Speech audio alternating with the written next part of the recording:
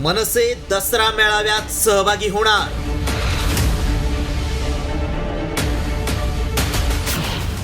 राज उद्धव पुन्हा एकाच व्यासपीठावर येणार।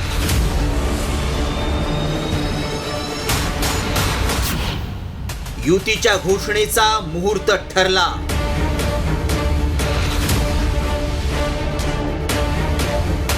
संमेलन हा कार्यकर्त्यांनी विशेषतः महाराष्ट्राला एक संकेत देणार आहे।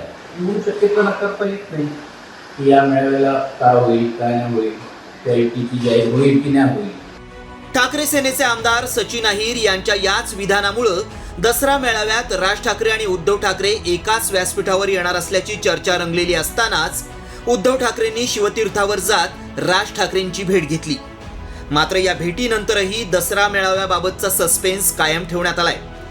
या भेटीच्या दुसऱ्याच दिवशी म्हणजे 11 सप्टेंबरलाच राज ठाकरेंनी मनसे नेत्यांची बैठक बोलावली आहे। त्यामुळे चर्चेला अधिकच जोर चढलाय।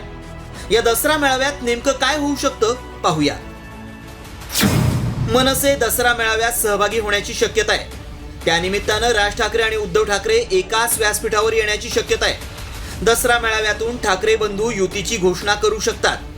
तसंच उद्धव ठाकरे महाविकास आघाडी संदर्भातली भूमिकाही स्पष्ट करण्याची शक्यता आहे। दसऱ्याचा जो मुहूर्त आहे हा हिंदू रीतिरिवाजानुसार 3.5 मुहूर्तापैकी एक महत्त्वाचा शुभ मुहूर्त आहे आणि 60 वर्ष आपण दसरा मेळावा घेतो त्या मुहूर्तावर।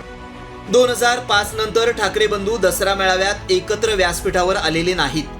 त्यामुळे हिंदी सक्तीच्या मुद्द्यावरून एकत्र आलेले ठाकरे बंधू दसरा मेळाव्यातही एकाच व्यासपीठावर दिसले तर युतीची घोषणा होईल अशी माहिती सूत्रांनी दिली आहे।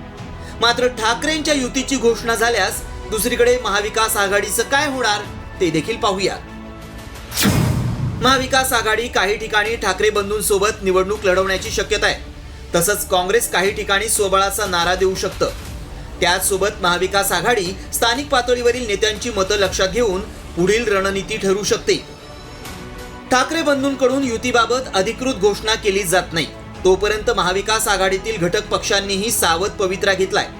आता ठाकरे बंधूंनी दसऱ्याला एकत्र सोनं लुटलं तर महाविकास आघाडी राज ठाकरेंना स्थानिक स्वराज्य संस्थांच्या निवडणुकीत एकत्र घेणार की भावासाठी उद्धव ठाकरे महाविकास आघाडीला साईडलाईन करून फक्त ठाकरे ब्रँड म्हणून निवडणुकीला सामोरे जाणार याकडेच राज्याचं लक्ष लागलंय।